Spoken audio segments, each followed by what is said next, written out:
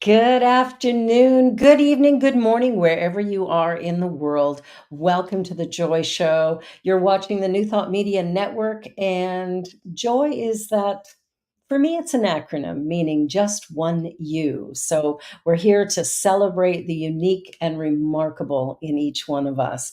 But let's begin first with our land acknowledgement. We're honored to be meeting on this land that many First Nations, Inuit, and Métis people have called across Turtle Island have called home. We acknowledge and thank the original caretakers and knowledge keepers of this territory, the Mississaugas of the Credit, the Anishinaabe, the Chippewa, the Haudenosaunee, and the Wendat. We also give thanks to all other Indigenous peoples, recorded and unrecorded, who have shared responsibility for this territory. In honoring the Dish with One Spoon Treaty, which protects this territory, we accept our responsibility to peaceably share and care for the resources that surround us. We also acknowledge, as inhabitants of these lands, that inequity and discrimination continue to affect our BIPOC and 2S LGBTQ plus family. We therefore strive to be allies and take an active part in reconciliation. Recognizing our ultimate oneness and acknowledging our reality, past and present, we commit to moving forward in a spirit of mutual cooperation because we are one. Well, welcome, welcome. Today, my guest is Charlene Biggerstaff. She is a yogi. She is also a city councilor in her town, and she has been supporting her community in remarkable ways for a long time. With a very diverse career, you are going to enjoy this next hour. Welcome, Charlene. I Hi. didn't give your full bio because, we got to get into the meat of this. Tell me about being a yogi. Well, it's one of my favorite things to do and to be and to share. So thank you, Barbara Jean, for Reverend, for having me here. And I really do appreciate it. Any opportunity, whether I'm at the park or talking on the phone or, at the grocery store, it seems to me that I'm able to bring out context around my personal journey of doing yoga, which is almost 30 years now. Wow, good for you. Now, what got you into it in the first place? Oh, How do you well, get there? yeah. So it was many moons ago, and yoga was certainly not on every corner like it is today. When we think about 30 years ago, almost 30 years ago, um, I was in a minor car accident, and Mhm. I started a lot of different therapies, and I was recovering.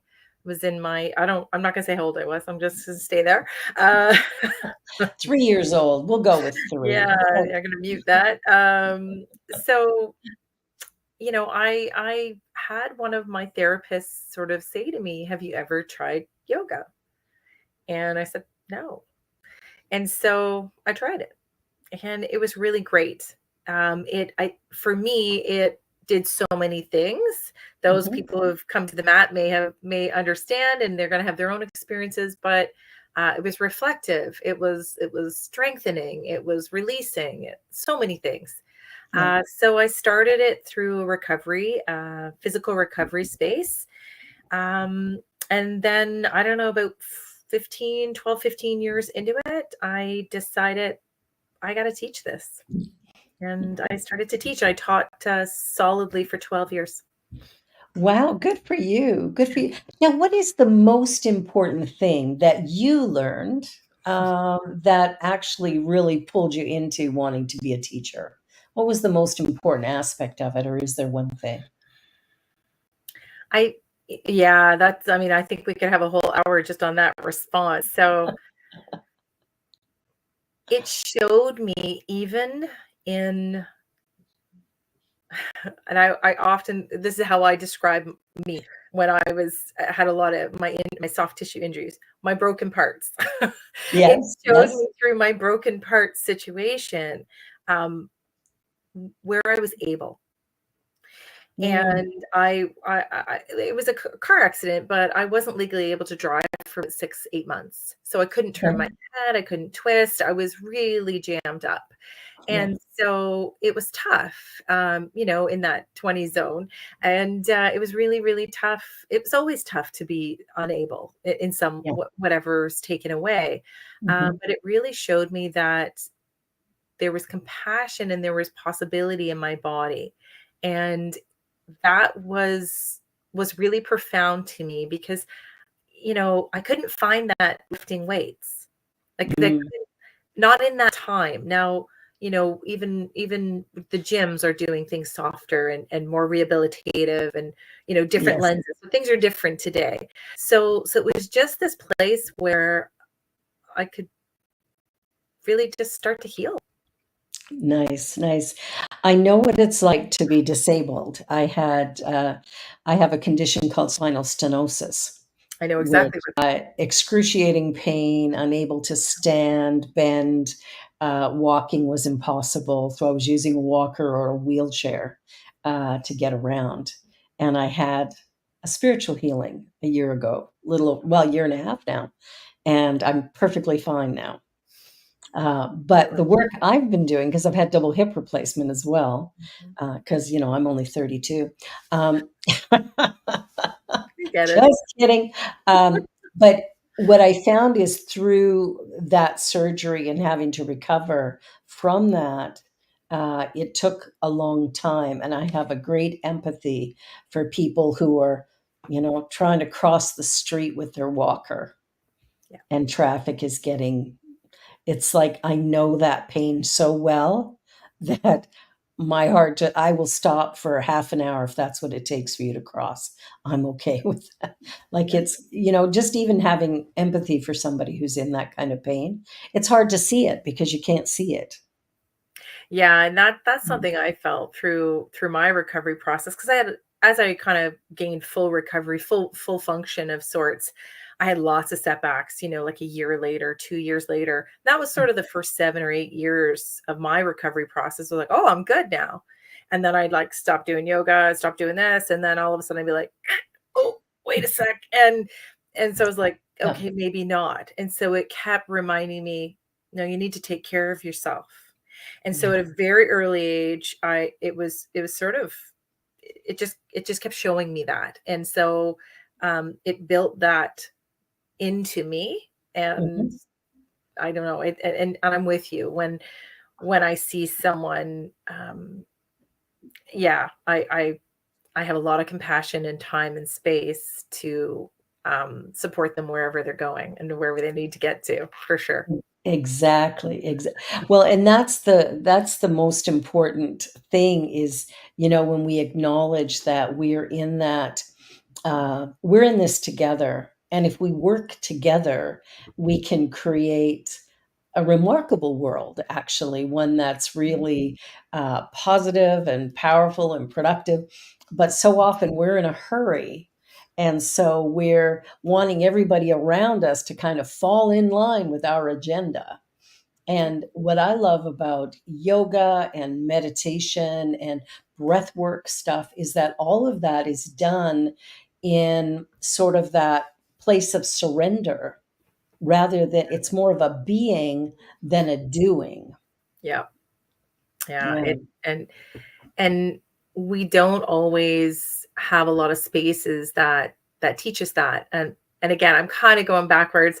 We really have modernized. A lot of schools are doing it now. Mental Yeah. health is now doing it now. And 30 years ago, 20 years ago, when I kind of came out, was like, Yeah. hey, let's do some yoga. And I really, as I built my teaching practice, I really focused on those with disabilities and Yeah. mental health, physical health, rehabilitation spaces, seniors, those sorts of demographics, because there was really not a lot there. And It's true. yeah, and my first level of yoga was like I had 10 levels per se. 10. Yeah. I hate to even call it levels because there's no above, but spaces really. Um, Yeah. and the first one was just called breathe. And that Mm. It So was let's talk about that a little bit because people think, "I breathe all the time." that's right. That means you're so good at it. Yeah, yeah. So tell us a little bit about the breath and the importance of it and why, well, we should obviously know why it's healthy for us, but maybe you can shed a little light on the practice and the way we breathe and the importance of that. Yeah. Oh gosh, that is just so many layers in there. So one of the things I often say is sort of the chicken or the egg, like whatever came first, is that sort of contemplation. So Mhm. when we look at breath work and we connect it into the how it affects the mind, what's first? We don't actually know, right? And one can actually adjust the other. So I Yes. think that that's a good news story. So because it doesn't really matter, because if we go at it from our head, we'll get a result. We go at it from the breath, we're going to get a result. So it Yes. doesn't actually matter.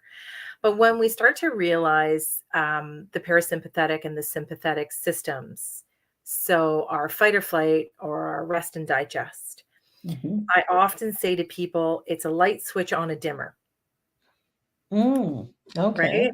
So it's you're either on or off, right? And there's also a dimmer in there.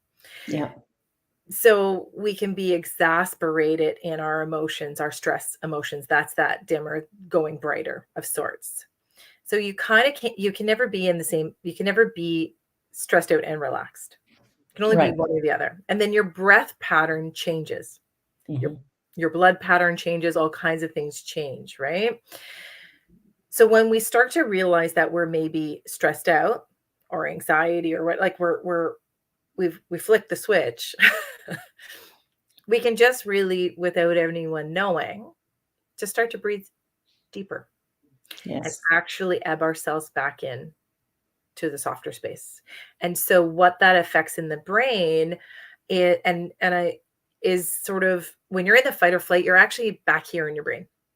Right. And so it's that me.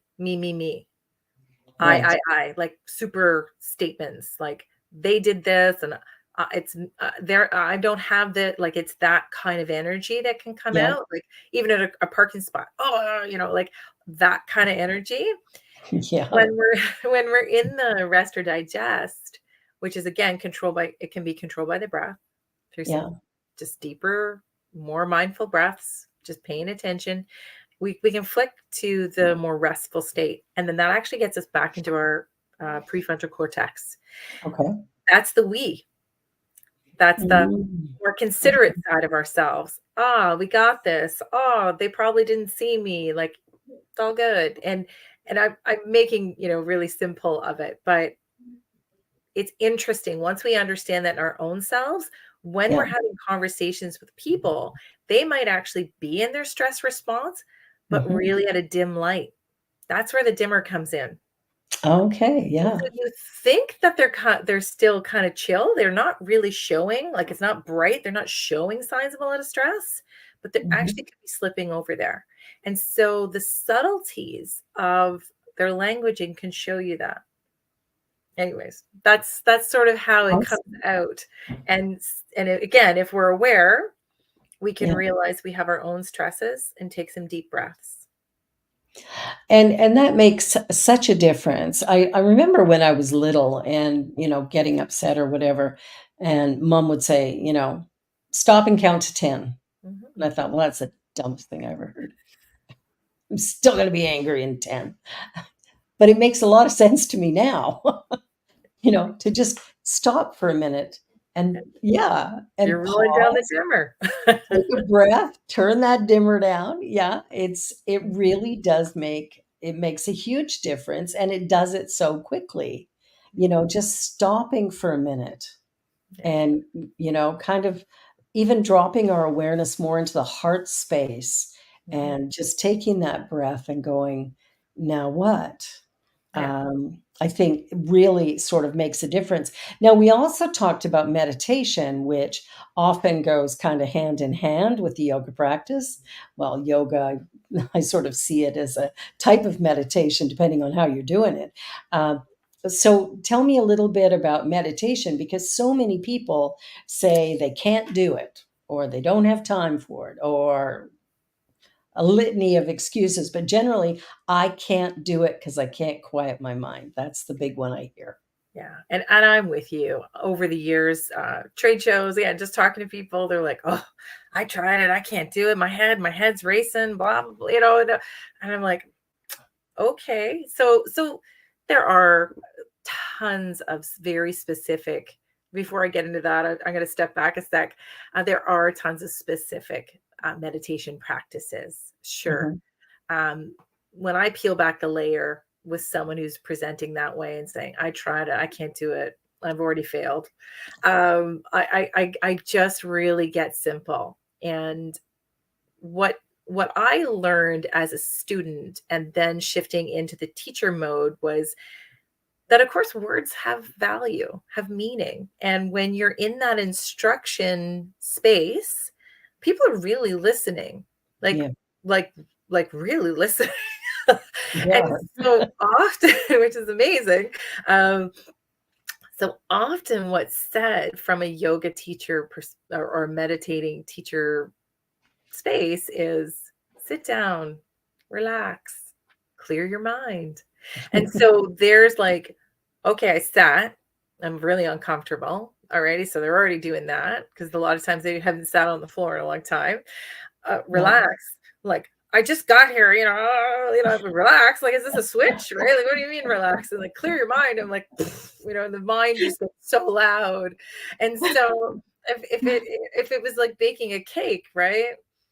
You need a pound of sugar, you need like 4 tons of eggs. It's like, well, you need a dump truck. Well, how big is this cake? Like the instructions don't match Yeah. with what we actually have to do. And so what I try to say to people is you're just listening. Just listen. Just listen. That and what it will happen maybe one day is your mind will get quiet and then you'll be like, it was quiet. Oh It was crap. quiet. No. Can I get that again? Those So quiet moments are lovely when they happen. It's just not very often for me anyway. so another way I try to help people understand my experience and bring it in a way that's acceptable and doesn't turn into some big cake that you can't fit in the oven, something that's Yeah. overwhelming is, and I think this lands today more than ever. Think of our body and everything that comes in our all of our senses, especially our eyes and our ears, right? So we're on the phone, right? We're all this stuff coming in, coming in, coming in. Yeah. Now all that, think about it in a filter. So Mhm. the layers of sediment Mm. starts to get full. Yes. Yeah. And so just use meditation as a moment to process Yeah. because it's all there in that filter until you do that work to process. And meditation is a fantastic opportunity to just simply let the mind wander around in that pile of stuff that came in. And some of it is like, why did I just think about the bike I rode when I was 4? That was random. And let that come in and then let it go. Exactly. And Exactly. just start to process. And if we can then work on, so if we let people off the hook with be silent, relax, hurry up and feel better concept. Hurry up and feel better. Right? That's not how it works. So we give them context, they can actually do that work. Yeah. Then I suggest you don't have to sit on a mat. Go in your Yeah. garden, bring your Yeah. cup of coffee, watch the birds, watch your Yeah. dog, watch Go for a trees, walk. go for a walk, I watch a love it. fireplace. All of those are valid. And people go, It's true. well, I do that. I go, I know. You're a good yogi. You can meditate. Now, you want to do a really specific practice where it's square breathing or, bringing your breath and bringing attention to a body part. you Yeah. practice that. Practice that. It's just one more thing you can be doing. Now, do you have a website for your yoga practice, or are you doing I anything used like to. that these It was days? under 10yoga.ca or .com, and I don't actually have it up and live because I stopped teaching officially in 2019. I took a 1 year pause, Okay, yeah. and I came back. I closed the yoga studio and the mobile programming, and it was a lot. Mhm. It was a lot to take a step back, but it was time. Yeah, yeah. And my plan was to come back a year later, and I did. And the plan was actually to be online, and I was. And then 20 January, February 20, February 2020 got a little messy, if everyone remembers. Yeah. Really? What Yeah, happened? kinda got messy.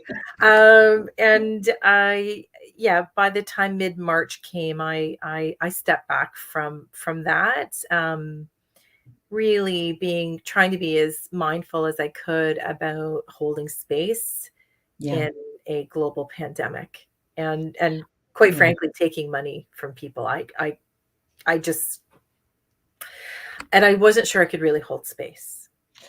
It was just such an unusual time. Yeah. And to try and, like you say, hold space for someone else's experience, very difficult during that time. I know as a minister, at the time I was working in two churches, and it was it was a lot because people were really, really struggling. Um, I was never busier than ever. Like, it was so busy for me. But I think I think it really interrupted so much of what we do, which sort of reflects back onto what you were saying about the pause, because really COVID was a pause. Mhm. Our animal life flourished, our plant life flourished, because we took us out of the equation. Yeah. We took the doing out, and all of a sudden, the world was being uh, alive again. Yeah. I would agree. There were so many people feeling so many things all at the same Mm, time in a sort of a collective consciousness of stuff and so yeah, many things shifting. Um, I was sensitive to all of that and sensitive to maybe, where I could or couldn't be of service. And yeah, I also recognize, like you, that it was sort of like a big silence. It was a big pause. It was a big reflective time, and I think a lot of people would agree with that. yeah. That they made big shifts and big changes, and that came out of having time to contemplate it, You know, which is what yeah, yoga helps you do. So, you know, yeah, absolutely. Like, I found it really interesting. Yeah, I mean, it had its moments for sure. For me, it was quite easy because, well, I was so busy and everything was online. So I basically sat in my office on my computer around the clock. I started doing morning and evening prayer time, so that people could have that connection every single day of the week. They never had a time where they didn't have it. And that, I think, helped many people, at least for that, 10 or 15 minutes, just to take a break, not have to think about anything for a minute. But I know, in our household, we had some interesting things. Like, um, we did. I have a son in Calgary, and so him and myself and my daughter who lives here, we would play games on our phones, and we would just sync them up, and we'd be on FaceTime, and then we would, just it was like we were sitting in the same room. We're playing these games and chatting and razzing each other. And my daughter learned how to play guitar. Her aunties bought her a guitar for her birthday, which was in March, and so she was sitting there fiddling with it. She taught herself how to play. I think, when we look at the pause, which would be helpful if we did it on a daily, but when we look at that pause, I think there's some very valuable information that comes, but also an opportunity, like you talked about the reflection. It's an opportunity to reflect on what am I doing and what is it I truly want to be doing or would love to do, or what could I do differently? Yeah, and a lot came up and through that time, and if we could tag a few positives out of it, which can be tricky Hmm. um, for many people.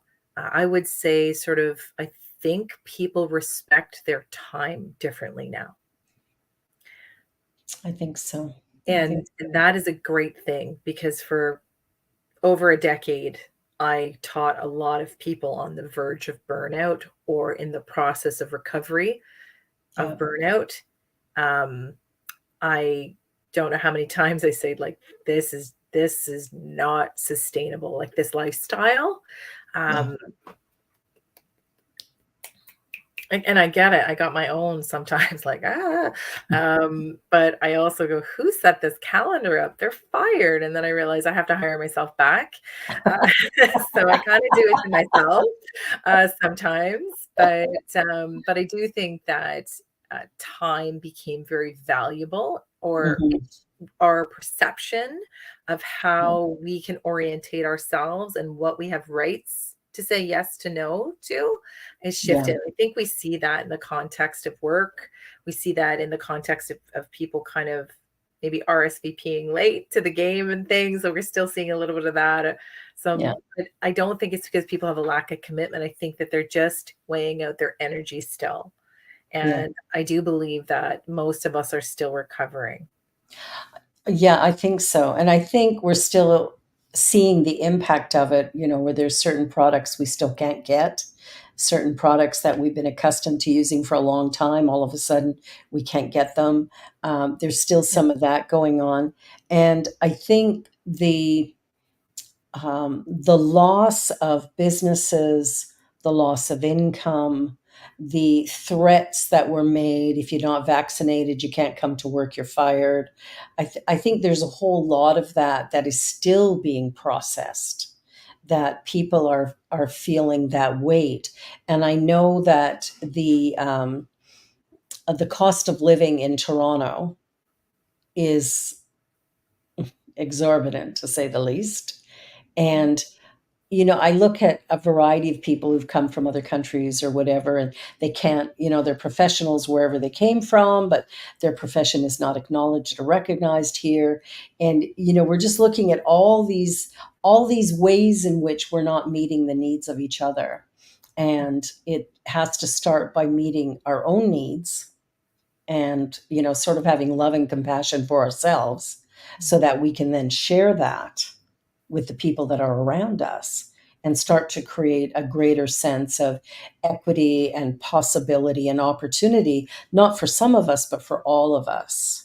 And I think what I love about the spiritual practices of yoga or meditation, prayer, any of the things that we do from that level, I think it's such an empowering way to live because it changes how we view the world. We're participating. Right? It's Absolutely. not that others aren't, but I feel a sense of participation, Absolutely, right? absolutely. Doesn't mean I'm Yeah, getting it all done or can fix it or got all the answers. Like, oh man, because if I I have did, no. woo, um, The thing is, I don't know what I don't know, so that I leaves a lot I'm of room. participating, right? I'm participating, and I'm Yeah, trying to support and shift and make changes and shift and meeting people where they're at. So that's the big one, meet and people where they are. yeah, and I feel that through my yoga practice, my students taught me that, Yeah, right? Those in wheelchairs or those with brain injury or the list of things. yeah. I had no even pre and postnatal. I wasn't Oh, gifted to have I yes. wasn't gifted to have children. So Yeah, like these are sensations or things I understand in my body. I don't know anything about it. And yeah. so often I contemplated as I took on these programs to develop these programs, it's like, how am I going to teach this? I don't know anything about this. And so Okay.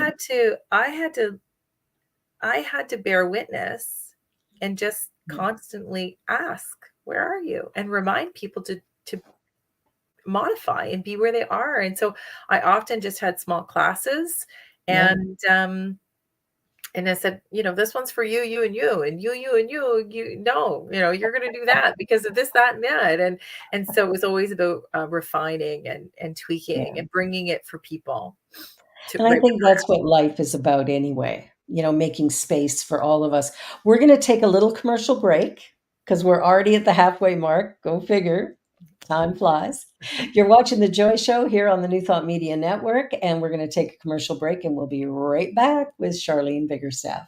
Don't go away. Please help us say thank you to our organizational sponsors, including the Hepperlin Foundation, Affiliated New Thought Network, International New Thought Alliance, Science of Mind Archives and Library Foundation, Center for Spiritual Living Denver, Center for Spiritual Living Midtown, New Thought Philadelphia, Planned Happiness Institute, Summit Center for Spiritual Living, One Heart Retreats, Center for Spiritual Living on the Lake, Unity Spiritual Center, Kitchener, Om Center for Spiritual Living, La Mesa, Satya Center, Center for Spiritual Living, North Jersey, Unity of Savannah, and Center for Spiritual Living, Seattle, as well as all of our individual donors. Thank you for making New Thought Media Network a place to be. Please come be you. And remember, like, share, and subscribe. Watch me change when you change the way you look at things. The things you look at change. When you change the way you look at things, the things you look at change. When you change the way you look at things, the things you look at change. When you change the way you look at things, the things you look at change.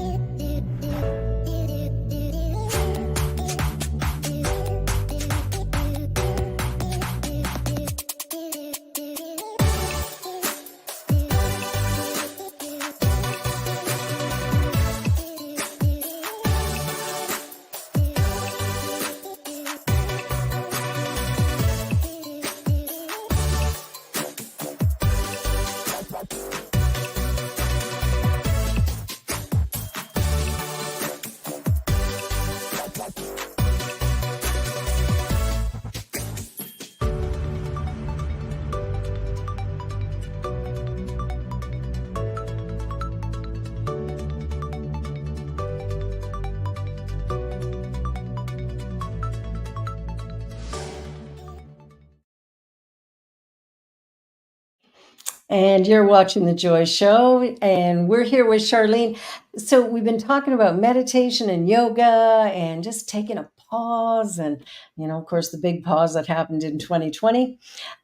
So, moving forward, now what? What's on your agenda now as you look at the state of the world and, what you bring, and what is your hope kind of moving forward? Wow. I got big hopes. I've long and it's hairy. It's in that concept of big, hairy, and audacious dreams, right? Yeah. So I've always said world peace or bust, because what else are we doing? Yes. So I'm not going to single-handedly get that in ever probably, but it's about aligning action towards those things, right? And it comes back to that, being mindful of one's own self. Like, where am I? Mhm. Is the light switch on and off? Is my dimmer going? How am I affecting the other people? Yeah. Hey, bearing witness to where they might be, not making assumptions, checking in, asking them to be the guide of what support looks like if they need it, right? That's a really important statement right there. Um, I think sometimes we have to do some extra work so that we can understand somebody else's experience. So if we take the Indigenous people of Canada and well, North America, maybe the world.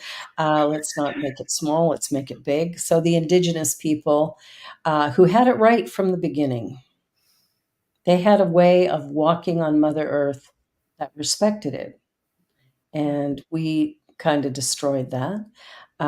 So when I look at, when I look at some of the injustices in the world right now, and then I look at what am I capable of doing, it has to come back to each one of us doing our piece, because if each one does something, that impacts everything. So, like Gandhi said, be the peace you want to see in the world.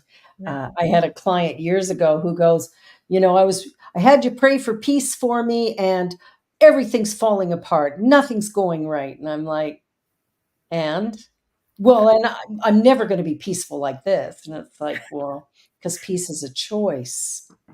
Yeah. And I think we forget that sometimes. We think we pray for peace, or we pray for, happiness or joy or love or whatever, and then life continues. Like the Buddhists say, before enlightenment, chop wood, carry water. After enlightenment, chop wood, carry water. That's right. It is an inside job, right? And so, It is an inside job. participating, and what does that mean for everybody? Everybody's version of participating is different. So, March, February 2020 happened, right? And then Mhm. I was working at a nonprofit in mental health, Okay. running a peer program, and so Oh, yeah. a resource booklet that called the Up Hub Project, and it helps those in York Region. It was peer led, and it helps those in York Region connect to services. So that was a very profound project to be working on in a very profound time. Yeah. I had also signed myself back up for school, so I went to online. I got shifted, which is just fine, and I ended up taking HR Okay. management. Yeah. So again, as we sort of went through that 2-year period, those two items really bubbled up to the surface, and I think as communities and townships and whatnot, cities, we've reorientated the idea of mental health and how intricate it is to health and well-being. And it's sort of like if life is like a net, it's one of the plugs that's holding the corner of the net. Like it really destabilizes a whole other lot of stuff in someone's life when their mental health isn't here, right? Like isn't secured, and we all have fluctuations in it. We We do. just do. That's a reality. So I was able to really spend a lot of time in that time looking at that. And then again, post COVID or through COVID, HR, really looking at how HR is transformed, and really, I think at a leadership level is realized it needs to be at the senior leadership table. It's not just an administrative process, it's culture, and flexibility in the work, and it's people aren't widgets, and like sometimes Yeah. they need a minute. You're gonna have to give them a minute, Yeah. and hopefully what that springs out of, now this is a big hope, that as consumers we're a little more patient also, because What? Patient? No, no, no. I want it now. just a little more patient, right? Because stuff happens. Somebody can't come to work today because maybe grandma's Yeah. not feeling well, or what, like Kids are whatever it sick. is, it doesn't actually matter. It Mhm. doesn't matter. It just be a good customer too, right? So I was in this really unique space where I was sort of engulfed in this area, and it felt very purposeful, and it felt very in the moment, and I was really thankful. So it gave me a lot of energy to be in those spaces during COVID, and then I kind of came out of COVID like we all did, 2022-ish, Mhm. April, May, June, whatever you want to call it. Yeah. And then I decided to run an election in my local town because I wanted to be more purposeful. Good for you. But that's a great way to I think we're more apt to make change in our world by participating than by sitting back, pointing fingers at the people who are participating, telling them they're not doing it right. Yeah. So good for you. Good Thank for you. you to do Thank that. And, Yeah, we have to listen to to all those lenses, absolutely. and if people are criticizing, or curious, I would rather people being curious than criticizing, but, Yeah, that's okay. Then I'm prepared to sit down and understand where they're coming from, and it's yeah, okay. Like, it is. like, to an extent, let's not be evil. But like, it's okay if people don't see things the same way as I do, and vice versa. Mhm. And it's an honor to have won that election and to stand up for a very small piece of the world, and sit at the table and try to help with the overall well-being of my community, because that is really what the job is. Yeah, it And is. to kind of run the budget, not myself, as a team, as council, Yeah, to oversee it in a governance level, and also look at the different programs, services, projects to help support well-being. And it makes sense. Like, it it really does. it really does. And it's about people. And when I say, I really want to participate, and I hope that people do, sometimes participation just looks like, you said hi to your neighbor. Right, like, sometimes you just open the door for somebody, like, in Mhm. my hometown, we're pretty, like, awesome. I'm gonna brag about us, Georgina, yeah, Yeah, and, like, we just help people out, like, a yeah, lot. And, it's still a little bit small town like that, and it's a really great thing.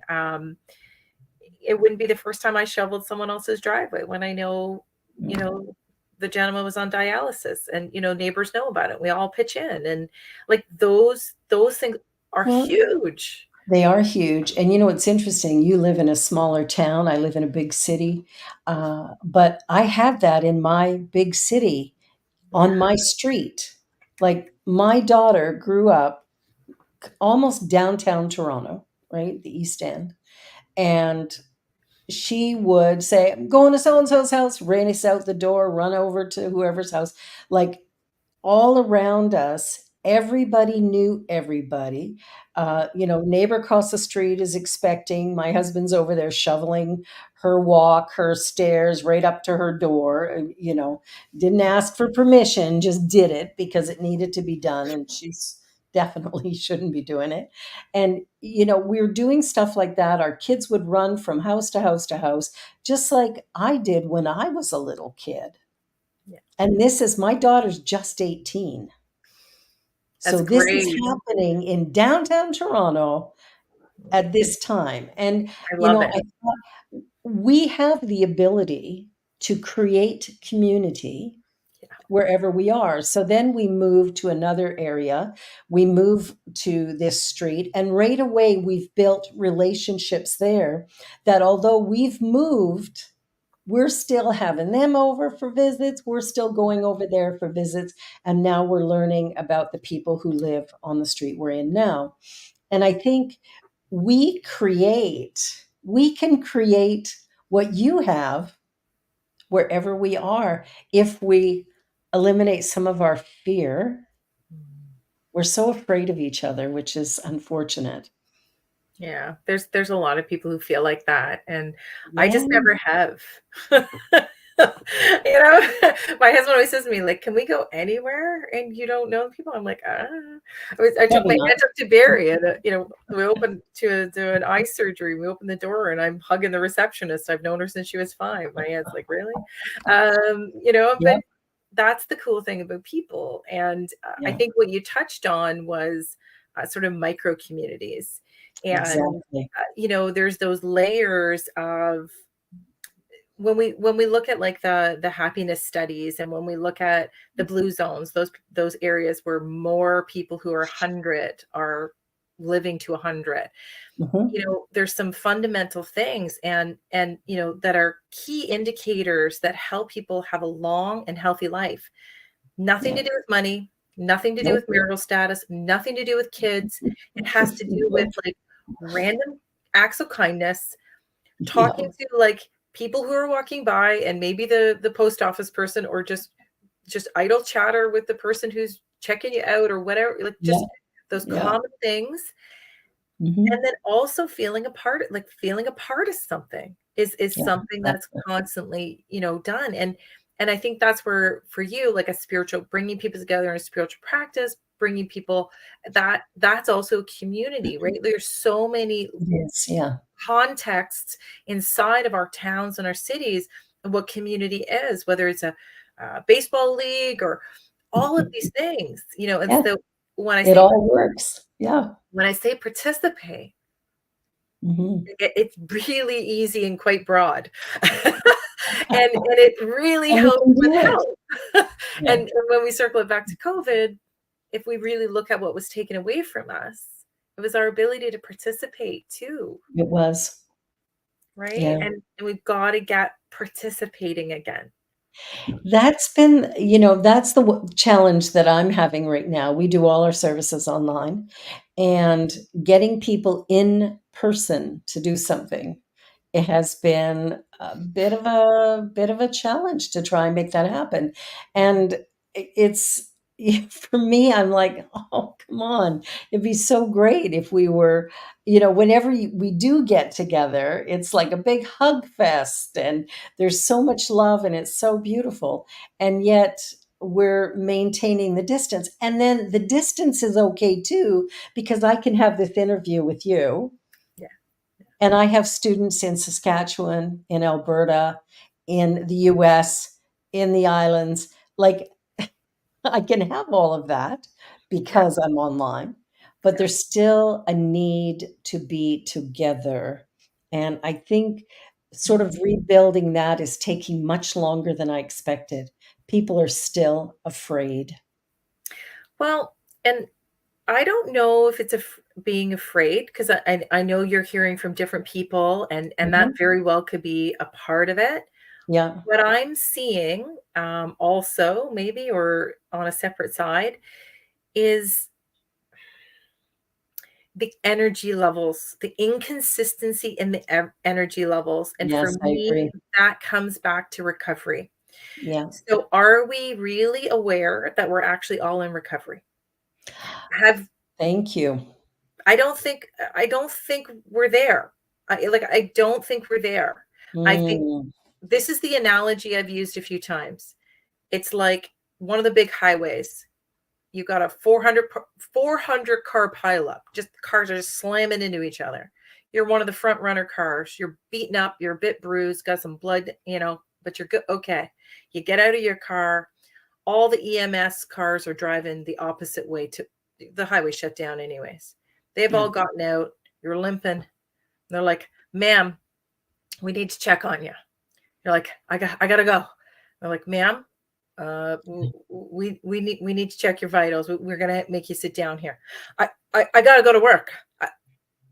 I don't have time for this. Yeah.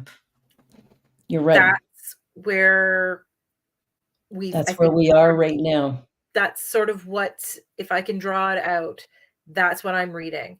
And with that push, that adrenaline push, or that the Mhm. half, like the real have tos, which might be work or kids or whatever, there's only so much energy and capacity. And so where we used to be able to find, this wide zone of consistency, now Mhm. I see it more like a skipping stone, Yes. really up and down. I'm not saying every single person, but I also have a lot of years of work around recovery, and people are doing too much with, and they don't have enough backstock. You know what? You nailed it. You nailed it. That's exactly what I'm seeing from people and hearing from them, without the awareness that they're recovering. Yeah. I Yeah. think There's it's under the radar. Like, it's like it COVID's is, done, we're good. N- the and we're cars not. are still piling up. There's still a cleanup to do. It's Yeah. not that far behind us. Yeah, no, it hasn't ended. It's interesting because when I think about it that way, when it comes to looking after ourselves, when it comes to meeting our basic needs or really listening to our bodies. We're not very good at that. And what I love about yoga is that it brings us back to that. I think it brings us back to a real connection of body, mind, and soul.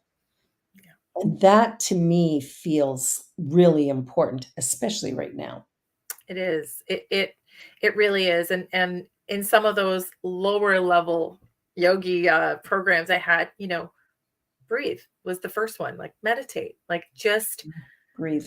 just I don't know, 1 cup of coffee. Just sit on your front porch. Like just without your phone, like without everything coming in. Let something come down. Yeah. Right? Like, and so try that, because it doesn't have to be like I'm going back to the gym 7 times a week. Like no.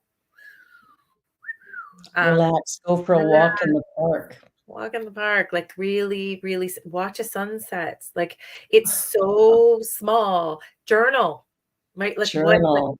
journal, like these really basic things that Yeah. paint, like it's the other stuff that again, a lot of people didn't have it in their schedule. It wasn't sort of like there, and that's okay. And some people did, and they can't get it back in. Then just do these micro items, Yeah. right? Some people say to me, "How's your practice? How much you do in your practice?" And I say, "Well, which part of my practice? Yeah. Are you asking me how many down dogs I did this week? Or are you because there's so many other layers, right?" Yeah. And as yoga got really popular, we really society really focused on the asana, the physical practice. And if you're really feeling like low and you're like, I don't have it, the cool thing with yoga is like, I get to just lay on the floor with some pillows and blankets, and that's restorative yoga. And that's restorative. I It's did my yoga interesting. today, and I slipped Yeah. into a nap. 10 points. Yeah. Like I'm good. Bonus points for that. It- I had a great yoga instructor. I decided to try hot yoga oh, and didn't think I would be able to stand it because between hot flashes and whatever, I don't like being hot. But anyway, I decided to try it anyway. And the instructor that I had for the first class I went to was brilliant. She said to me, I just need you to stay in the room. And she said, every time I do a posture, because I had not yet had my hip replacement surgeries. So I had severe arthritis. I was in a lot of pain. I could barely move. And so she was really, really great. She just said, once I get everybody into a posture, I will check in with you and see what you feel you can do and help you with it. And it was the best yoga class I'd ever done. I loved it. that was my And style of I music. So I feel like I'm getting a small compliment off to the side, because it was really about tailoring it to people, because that's absolutely. really what it's about. It's not Yeah. synchronized yoga. Like it can be, but it Yeah. doesn't have to be. No. If we're truly listening, chances are we all can't do all the same things. Well, and that's the thing. I went to another yoga class 2 days later, and the instructor was horrible and said, "No, you have to do this. You have to do this. You have." And Yeah. so that was the end of that. Right? Like Um, different mindset of, yeah. that it's more aerobic in style, or more Yeah. like fitnessy in style. And so, Yeah. that's going to attract that kind of person. It's kind of like, and those people usually hate my style of class, right? So like Yeah. whatever it is, just do it. Finding the right people and the right, yeah, and taking a pause. Well, we're down to our last 5 minutes, which is shocking. It's gone so quick. But what I love to do at the end is just kind of touch on, what do you think the most important thing you would like people to take away from this interview today? What would you really want them to land on? The concept of taking care of yourself is much more broad than we've been told. And I think it's more paramount today and probably moving forward than it's ever been. Yeah. And we each need to do those things to really take care of ourselves It's that, that mask on yourself before someone else. Yeah. It's not a joke. It's not a joke. It's really Yeah. real. Um, you know, and the ways to take care of oneself, again, it's just so much more broad. It's so much more, you're able to slip it in your day, and it counts.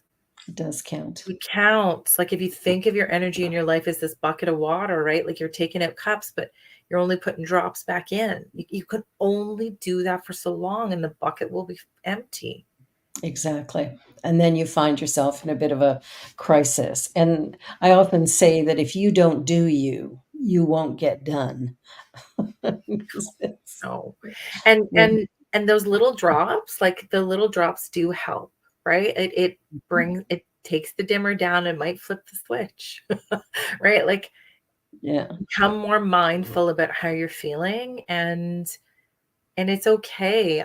It's okay. We're all getting through, whether Mhm. this is COVID related residue or if it's decades of stuff prior or something that just happened this week. It doesn't actually matter, Yeah. in the context of self-care, and also how important connecting, participating, whatever that means for you, Yeah. is for our health. And like, you don't have to take it from me. Like, Google that stuff. Like, it's huge It is. in the benchmarks of longevity and happiness. And Yeah. I think that's what people want. It is. Absolutely. Yeah. I think we're all looking for connections. We're looking for validation. We're looking for approval, all kinds of things. And we haven't learned that it comes from us. I've said it for years. It's an inside job. It's an inside job. An inside job. And okay, I mean, we touched on it, but meditation. Yeah, one of the jokes I used to say to people, especially at trade shows, right? Like local trade, like, they're like, "Oh, I can't meditate," and I tried it. And I'm like, "No, no, I didn't say levitate. I said meditate." And the other people were like, "What?" I'm like, "Okay, keep it real." So it's Uh, always someone who's like, "Let's just keep this really real." let's keep it real. Meditation's about listening. Yeah. Levitating is the doing. That's right. A whole different monkey. I haven't figured that one out yet either. Not sure I'll get there. No. I Um, did have the experience of stepping outside my body during meditation, yeah, but I have not levitated. So that'll come down the road when I'm better at it, maybe. We'll see. yeah. Well, I'm so delighted that you were here today, and I would love to have you actually on my other show, which is called Spirit Cafe, which is courageous conversations for changing times. Mhm. And what I made myself a note to talk about the recovery process, because I think that's where we are right now, and we don't know that. No. So that's great info. So stick around when the show ends, and I want to just talk to you for a brief minute more before we close it all off. And my final thought is, if you don't love you, how are you going to love anybody? Like, we can only give what we've got. And so fuel up, fill yourself up, love yourself enough to have the energy to be in life. It's not about what you do or don't do. It's really about being. And I did a talk on Sunday, and it asked the question, whose should are you living? Because Mm. anytime I think should, I'm thinking no. It's not my idea, it's somebody else's. Thank you so much for being here, Charlene. You are a gift. Thank you, everyone, for participating. We look forward to seeing you again next week. Be sure to like, share, and subscribe. And hey, make a donation to the New Thought Media Network. That's a great use of your money. And on that note, we'll see you again next time. You're watching The Joy Show. Bye for now.